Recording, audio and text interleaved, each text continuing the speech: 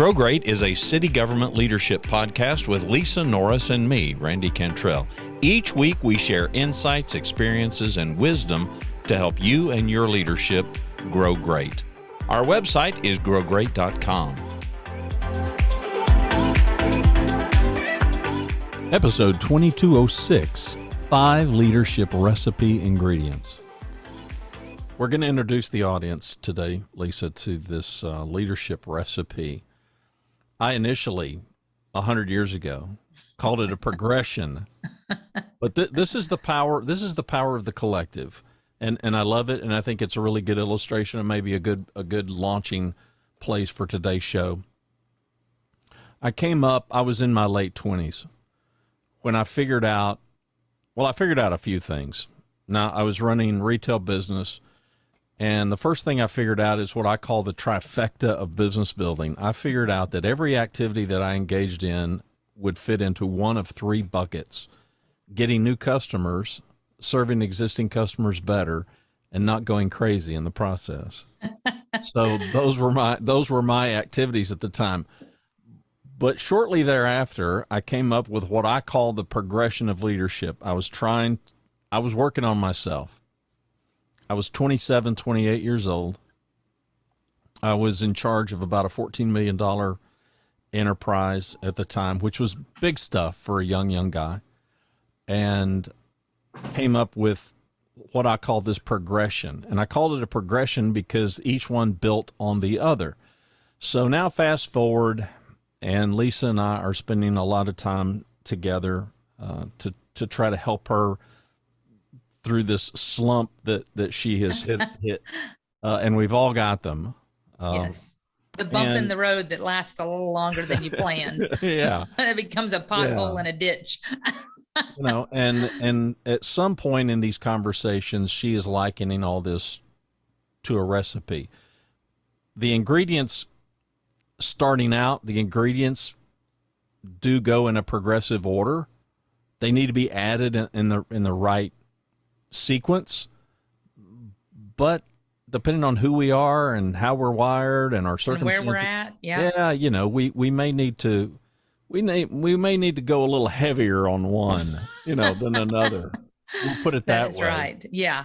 So let's begin. Let's before we dive into the specifics of all of that, let's talk about how we can completely sabotage this recipe. How we can foil our own success as leaders. Some of the things that may get in our way or derail us. What do you think? I can talk about it a little bit from what I know from an HR perspective that we work with leaders on across the organization. And then for many of you listening, whether you're a leader, not a leader, doesn't matter what industry you're in, we talk about serving others and how you help others. I think the one thing that can absolutely derail it is thinking you're the smartest person in the room and, dictating what you think needs to be done without asking the questions to figure out what everybody else thinks needs to be done. Because it also depends on what level. Some of our best ideas, at least in our team and in our city, come from the frontline people dealing with the issue. They often best know how to solve for it. But you have to create an environment where they can bring those ideas forward safely without criticism and without diminishing the idea or discounting it, et cetera. So I think number one is thinking you're the smartest person in the room and you just telling everybody what to do, or that you know best, or you setting the goals for somebody else without hearing what they would like to achieve, because maybe they have a great idea that would make us better as well. That's my thoughts. Randy, you have others? That's just one of many. No, I think it's a great place. I think it's a great place to start. When you think about the things that get in our way, we hinted at it last time. Well, we went ahead and said it, I think, last time. The higher up we go, the more intel, the more information we have access to. Correct. It's just access. It doesn't mean that we're that much more brilliant than anybody. It just means we are in meetings that other people aren't in on. Right. We are privy to information that other people don't need to be burdened with. We have relationships Yep. that others don't yet Exactly. have or have formed. And so all of those things, I think, can pander to our ego. All of those things can make us think, I'm special. Well, your position may be special, and maybe you are special. I know your mom thinks you're special, and maybe your dad thinks you're special, but, it still doesn't mean that you're the smartest person in the room. I would challenge everybody to consider walking into a room, and can we make that room smarter? Not because of our intellect, not because of our access, but our mere presence and the way that we handle ourselves. One thing that you're going to hear us talk about until you may get sick of it, hopefully not, but we need to continue to beat the drum. There's a reason that those of us that go to church regularly, right? I mean, you hear sermon after sermon after sermon. Why? We need the reinforcement of these ideas. We need good behavior. We need reinforcement of these things. And hopefully that's part of what this podcast can do for folks. Can we enter a room and can we make the collective room smarter? Can we bring out the smartness of these people? And what you said earlier about frontline people, I got news for you. That's true. And that's true. I don't care what industry, I don't care what the space is. Go to the people that are doing that work every day, and I can promise you, because that is their world. They're living in this every day. That's right. They've got great ideas on how to solve the problem. They're just waiting for somebody who will shut up long enough to listen to them, or somebody who will come along and ask them, "Hey, what do you guys think about this?" That's right. Yeah, and the challenge. Think about how many times in the past any of you listening may have gone into, either you went into a meeting as the leader, or you attended a meeting with somebody else, and they just started, let's say, in my HR world, I went into a meeting and they're like, well, we're going to be adding these positions. We're going to be doing this. We're going to start this. We know what they need to be paid.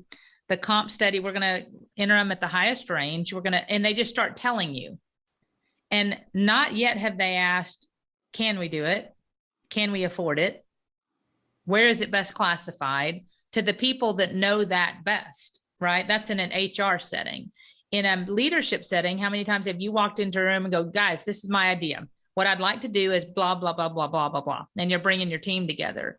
Rather than start with, guys, I've noticed a problem in this area that's causing us, more work or inefficiencies.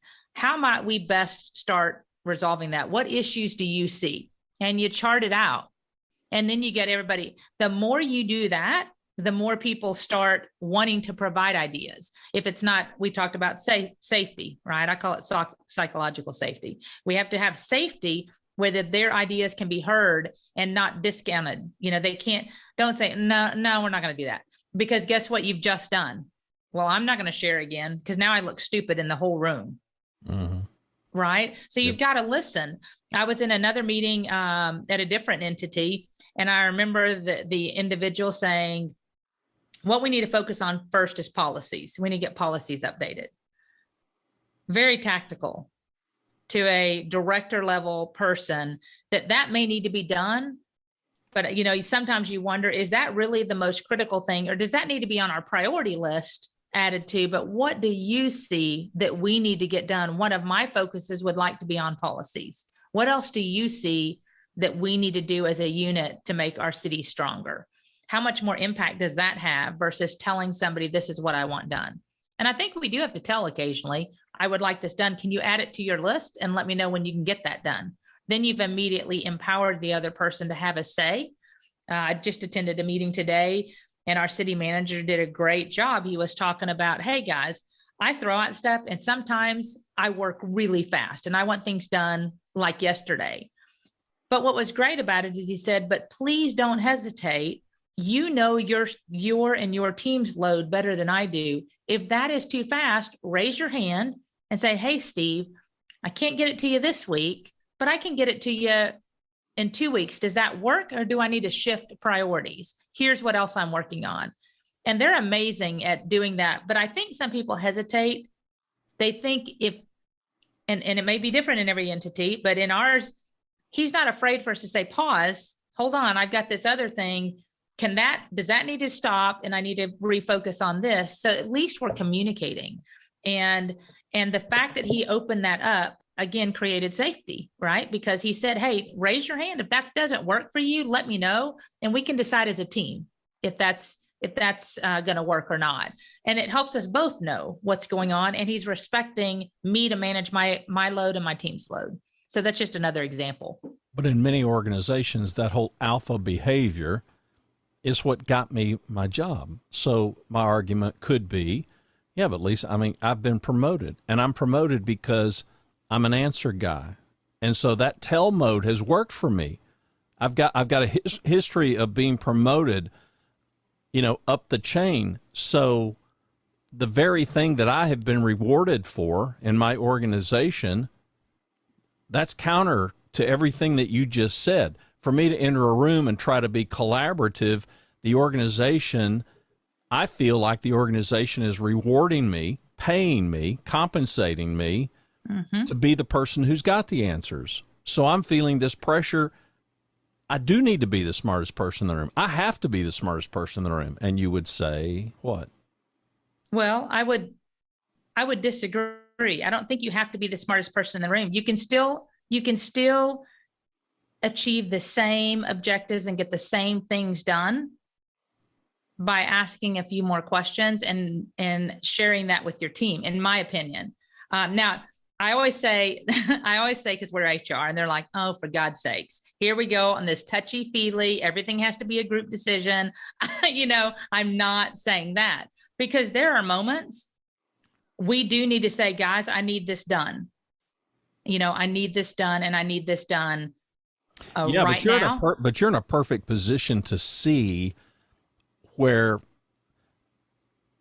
the Peter Principle kicks in. And if you don't know what the Peter Principle is, Google it. But short and simple, it is this. You get promoted to the point where, okay, you've been over promoted. You get promoted, and all of a sudden you're promoted, and okay, you were good before, but now you're not good, and now you're at risk of imploding your career or exploding your career. Right. And you, of all people, as an HR director, every HR director, I guarantee, can tell us stories and share stories of somebody that they just got one promotion too many. Because now, right, they got promoted because they were good technically at their work. They got the work done. They did get rewarded for that being the smartest person in the room. But now they're responsible for helping other people be smart. Yeah, and they just don't know how. That right there is the most difficult move, in my opinion, of any leadership. Moving from a technical expert to strategic. I just had that is probably the number one conversation that I have in helping people stretch and grow, is moving from technical expert to leader, and shifting from doing to teaching, consulting, guiding thought, asking questions, so that they also reach the same things themselves rather than doing it. Because the technical side, it is just difficult, and that can derail you, because at some point you cannot do everything, especially the more you escalate in leadership.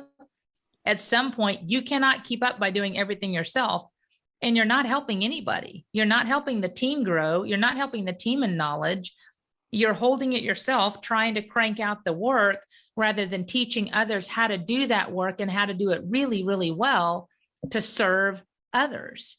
And that's what we're all about in leadership, is serving up, serving out, and serving down. Well, this recipe was formed, to give some context. I'm guessing 27. I don't remember exactly, but I was early in.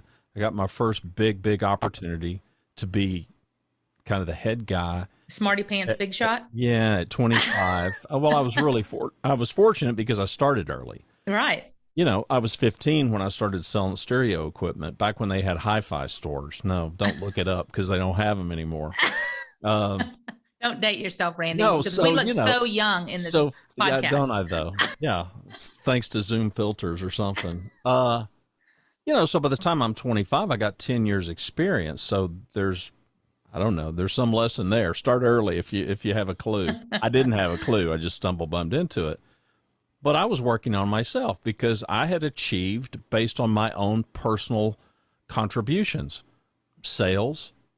I got involved in purchasing and merchandising, so I had a little bit of chops in those departments. But it's your work. It's just your work. Okay, you might have an assistant, but it still is just your work. And now all of a sudden, you're looking at a whole bunch of faces, and there's warehouse delivery people, there's merchandising people, there's sales people, there's cashiers, there's back office admin kind of people. Well, now I'm faced with I can't do all what? this work. Yeah, I mean this is not my individual contribution anymore. Right. So it was under that cloud that this whole recipe idea, this whole progression of leadership was born. Do you think, what role do you think, if any, in making that transition? And I get not everybody's in that. I do think everybody who gets a promotion and they go from no direct reports at all to any direct reports to having direct reports. Correct. And that's a game changer.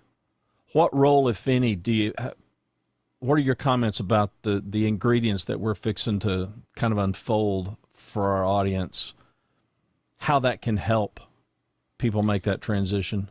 Well, I think the ingredients for this leadership recipe, these 5 ingredients we're going to talk about, I believe they're absolutely critical. Now, sometimes I think some people may not have them specifically named like we do, but I think we will help explain them in an easy to understand way so that you can apply those if you aren't already. And I suspect most people listening, honestly, whether you're a leader or not, because you can also be an informal leader without the title, and people come to you because of respect or because of the way you handle situations. So I think this universally applies.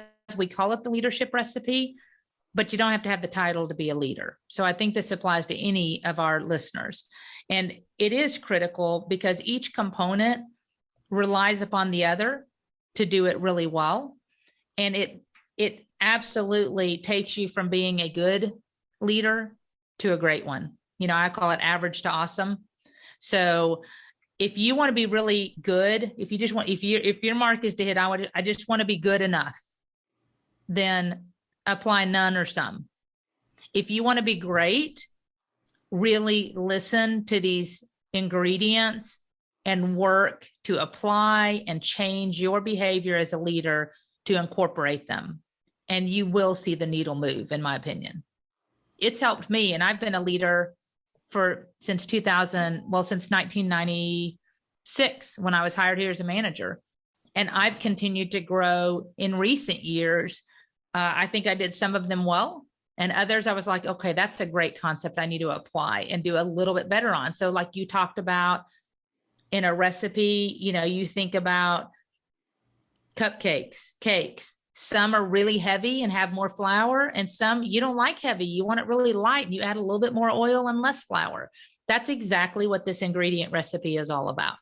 It's all about knowing how to apply them and knowing when you need a little more or a little less in any given situation. And I think that's what's critical here. Hopefully I answered your question. Yeah, no, perfect. And let's make a distinction. I think we've alluded to this already, but if we haven't, then let's be really clear, because terms matter, and the way that you and I use words and the meaning that we ascribe to them will just inside baseball. We need to let the rest of you know.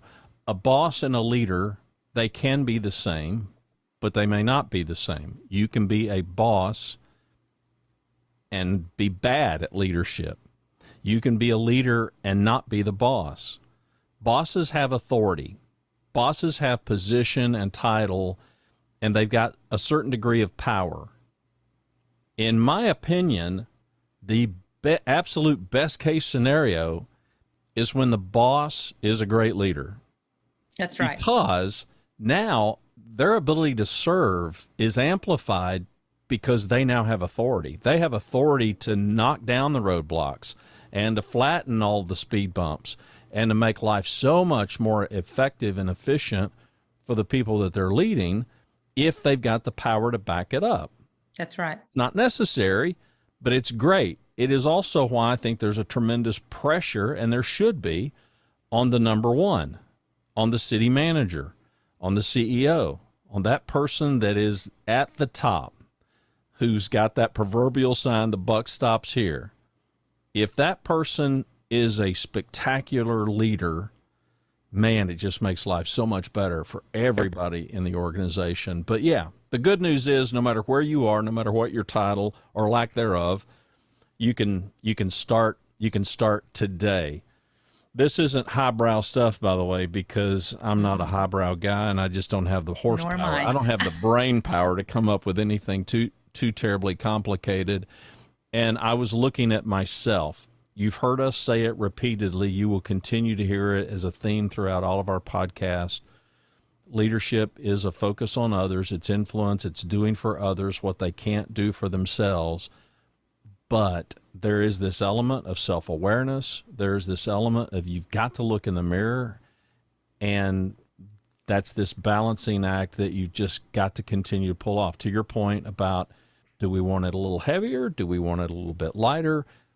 That's where we've got to have real big clarity so that we can see the situation and ourselves in that situation accurately. All the more reason to not put pressure on yourself to be the smartest person in the room. Well, and to that point too, when you talk about boss and leader, and the whole concept of this particular session and podcast is how to derail that.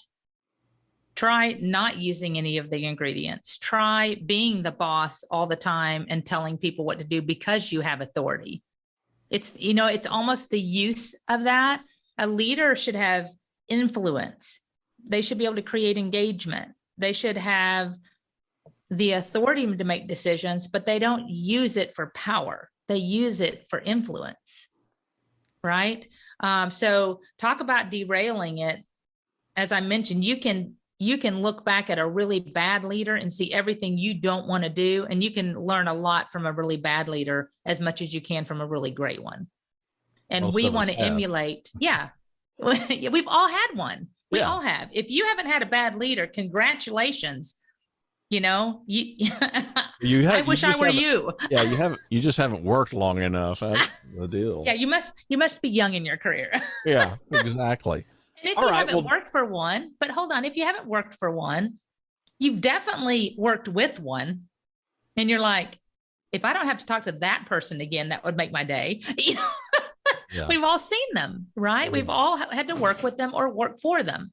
And we don't want you all listening to be that leader. Well, I've told you my manager. barometer. I've told you my barometer. My barometer is the caller ID on my phone. So if the number and if the name pops up on my phone and I go, oh no. Yeah, okay, then that's not good. That's not good. Really? You want to be the caller ID that pops up on people's phones and they're they want to interrupt their call going, I got to take this. Yeah. And it's not because it's the boss, it's because I really want this conversation. Yeah. Yeah, that's when Randy Cantrell pops up on my phone, I'm like, oh man, I want to take this. He's good at what he does. Yeah. Well, you need to broaden your scope of influence is what you need. All right. So dive into this. And all right. So let's talk a little bit about the ingredients. I think that's going to help everybody. And then this is kind of just an introduction because we don't want you to derail. We want you to stay on a track that's sound, that you're improving and that you're growing. This whole podcast is about growing great, not just you guys, but also those around you. You're growing others to be great. You're growing your organization to be great. The very thing in city leadership that we need to be doing throughout our communities and our leadership team and our staff, all of those relationships, even in our local businesses, we want that. So basically, there's 5 core ingredients, and they go in this order. This is where you can add a little bit more or add a little bit, take away a little less, but they are humility first, not being the smartest person in the room. Curiosity, asking really great questions. Knowledge, to get information so that you have more information. Then you reach understanding, and then finally compassion. So very simple terms in that leadership recipe. And like we talked about, amounts can vary of when and how much you need to add of that particular ingredient, either in your journey or in the circumstances. It could be either one of those that might need a little bit more or might need a little bit less of each of those. But I'm telling you, if you don't have humility, none of the rest of them are going to happen. If you don't have humility, stop listening, because it's not going to help you. You've got to start with those in order to grow yourself. You must not believe you're the smartest person in the room, nor do you feel like you need to be. I hope our police chief doesn't mind me taking this, but I remember interviewing him. He's a newer chief, very young, amazing chief. Name is Daniel Cesney. And Daniel, when we were interviewing him, it was a group of directors. When we hire a director, they always let the director sit in without CMO present, and we can ask. There is nothing off the table. They let us freely ask, and they don't follow up to see what the answers were.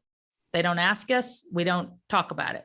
And I remember one of the things that was asked in that room is, what happens if there's a topic that you believe you know a lot about that's not necessarily in your area? And his actual answer at that time was, you know what? I don't believe I'm the smartest person in the room. And if I am, I'm in the wrong room. And I thought, what a great answer for a young leader, to think about it that way. And he's like, and he to this day has evidenced that. He will call and say, Lisa, this is what I'm thinking. Am I wrong? Is there something more I need? He always asks great questions and tries to determine. And then not only that, he supports us when we deliver an answer he doesn't like. He seeks understanding. Okay, tell me why it is that way. Is that law? Do we have options to change that? Can that be a decision at the top? Who would I go? But he always consults with me as his peer first. And I love that, because he's just trying to understand the issue at hand. And he doesn't believe he's the smartest person in the room. And I'm telling you, he's a smart guy, as was Steve. Steve Dye was our former chief. Very smart, absolute experts in city policing, in municipal policing. So, that's amazing when you have humility, because think how far he will go by asking those questions. He's got a 500-person department between sworn and civilian. That's a lot of people under one chief. Right. And to believe in his people and ask those questions, I think it starts with humility. And that's our foundation of this leadership recipe. And there's a reason that people like that are smart, because they've figured out a way to leverage everybody. And we all understand compounding interest. And there's some little chart. If I can find it, put it in the show notes, I will. That if you take a penny and you double it, we've all seen this thing. If you take a penny and you double over a period of time, the amount of money that it's worth over an extended period of time is just incredible. And knowledge, understanding, and all of these things work, in my opinion, in my life they have just worked exponentially. They have compounded over time as you shut up long enough to listen to people and ask questions, not to prove your smartness, not to prove how right you are, but so that you can know more. For me, a lot of this started because I'm a very intuitive guy, and my intuition has served me really, really well. But I had an occasion as a young leader where it didn't, where it backfired on me, where I thought I knew something, I thought I felt something, I thought I observed something, but I got it wrong. It was such a horrible, horrible feeling for me. I went on a crusade and discovered, this is back in the 80s, discovered evidence-based leadership. Well, I've never heard that phrase before. Now, I've heard it since, and I've read about it since, evidence-based leadership. So here we are in today's world of analytics and data and spreadsheets and all of the information that we've got. And a big part of our problem is that middle, or that's next to the last one, understanding is who can make sense of all this. I'm swimming in this sea of data. I wanted to make sure that I had the knowledge. What do I know to be true? What do I know is not true? Well, I think I know some stuff, but put 6 more people in a room. Right. Okay, we could all be deceived. We could all get it wrong. That's possible. It's highly unlikely that we're going to be as wrong as if we just held to whatever our own viewpoint was. So this is all really about leveraging the power of others, and every one of these ingredients has that as the focus because, well, hello, now we're back to the definition of leadership, and it's a focus on others. Go ahead.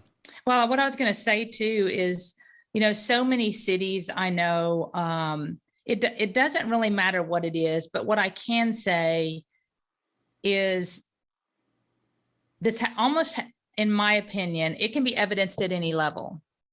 But the greatest value is if these ingredients are evidenced at the top, because that will naturally flow down. And then, we talked about, and I can't remember, but, you and I have talked about non-negotiables. What are the things that you are not willing to live with?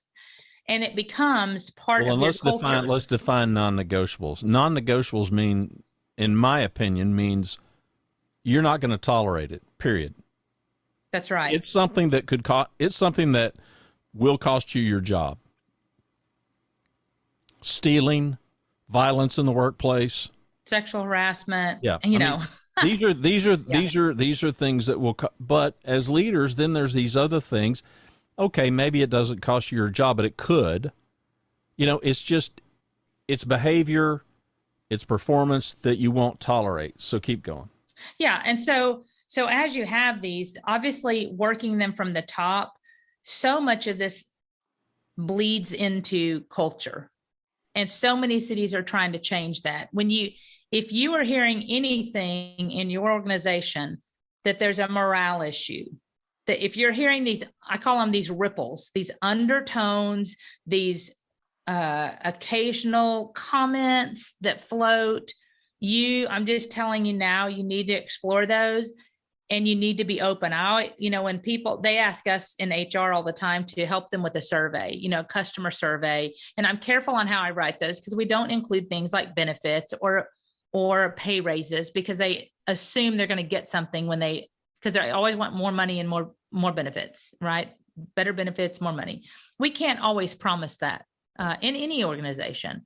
But what we do talk about is service. But I would always tell people, be sure and you're open to what you're going to hear. If you are going to get a survey and it says, yeah, morale is bad, we don't feel like we can trust leadership, and you don't know where that is. But in order to be open to hear those, it's kind of like the curiosity. You're being curious through a different forum, right? But in order to have those, you've got to listen to the people and explore it and be open. And then these ingredients start coming into play of, okay, now we have information, but you go back to you not trying to solve it, right? If one of your directors is trying to solve it, how far can they get? And I would say to impact the entire organization, it has to start at the top. It has to be a unified, arm in arm, locked. This is what we're going to do as a group. And the mission is focused on that as part of humility. Okay, we've heard it. We're not going to discount it and say it doesn't exist. Now, what are our values? Those already may be established in your organization. What is our mission? And that should be a firm, locked arm. They must have that. In our world at Grand Prairie, if you don't abide by our core values, that's terminable, which is people, service, and integrity. And we have terminated on our values. Not a specific line item in the policy. Right. We have said you've got a bad attitude, you're not serving your team well, and you're not serving others well. Right. And there's not a policy item on conduct that says you didn't uphold our values. Right. But we terminate on those because we take it seriously. And if you're not going to live them, they aren't going to be felt. And the ripple effect of who you're serving, up, down, or out, is going to be impacted negatively and distract from those values and mission. So that's where I'd tell people to start as you're looking at this with your teams and in your organization, whether it's within your team and the values you're trying to establish to meet the city's mission, or whether you're doing that from a leadership perspective and you're a leader at the top that can have influence on this and make sure it runs down your organization. Those are my few comments. But you bring up another point, and that's where I think these recipe ingredients are so crucial, because there is the meeting, and then there's the hallway meetings. That's right. There's all these after the meeting and before the meeting things, and it's the closed doors. Yeah, it's the before the meeting and after the meeting meetings that really create your culture, that destroy the culture you're trying to build, and these 5 ingredients can bring those conversations into the room where they belong. That's right. And talk about derailing. Those are the exact conversations that will derail any effort you're making. And you've got to watch, unfortunately, the people causing that, because they are stirring the pot. And again, if that's a non-negotiable, you have to call them on it. How many times have we talked about, and I'm sure we'll have another podcast on crucial conversations and why those are so critical.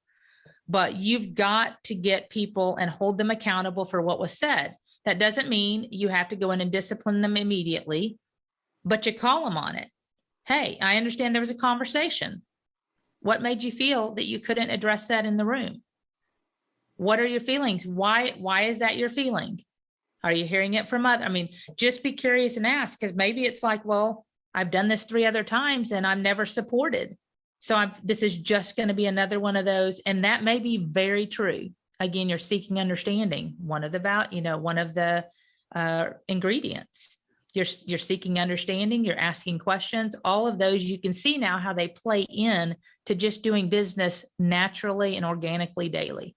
Yeah, and I made a note. At some point, we'll do an episode on the pot stirring that goes on, and some advice on how you could potentially handle. We've all got them. Of course. There's that naysayer. There's that person, they're going to throw cold water on everything. So their humility, curiosity, knowledge, understanding, and compassion added in that order, but with self-awareness, so that over time there may be situations where, okay, as a leader, I feel myself getting ahead of myself. I'm not including people as much as I would like. So maybe I feel like, okay, I need to lean really hard into humility. I really need to lean hard into listening to these people. We're all gonna have these kind of situations. It's constantly moving. We all feel like we're juggling. We all feel like we're spinning the plates, and we're just trying to keep them from hitting the floor. And the thing that we need in any given moment, it's going to be different. Yeah. I mean, you're at a place today that's very different than where you were 2 years ago. Yes, absolutely. And 3 months from now, you may be in yet a different place. That's I'm right. not saying it's good or bad. It's just going to be different.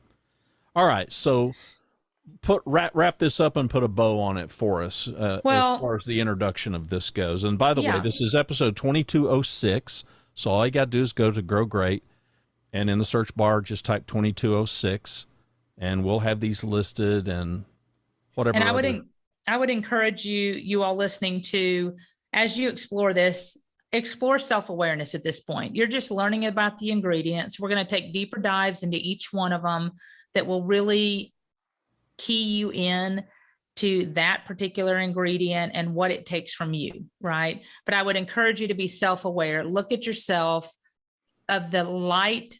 We've shed light on the ingredients. Now, what is it that you need to improve upon? Of those ingredients, of what we've talked about, where might you make a change in your organization, and how might you do that?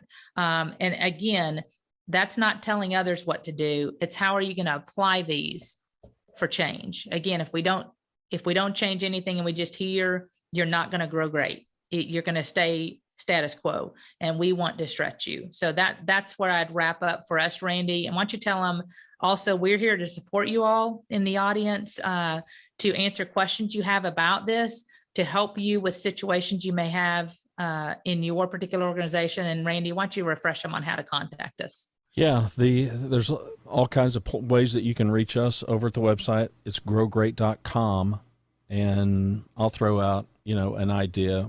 We've toyed with it. We haven't really taken a deep dive into it, but an office hours kind of a thing that we could do if any of you are so disposed. We want to hear your feedback.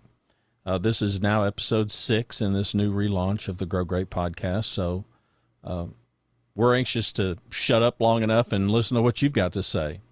Hopefully you're finding what we're talking about helpful and beneficial.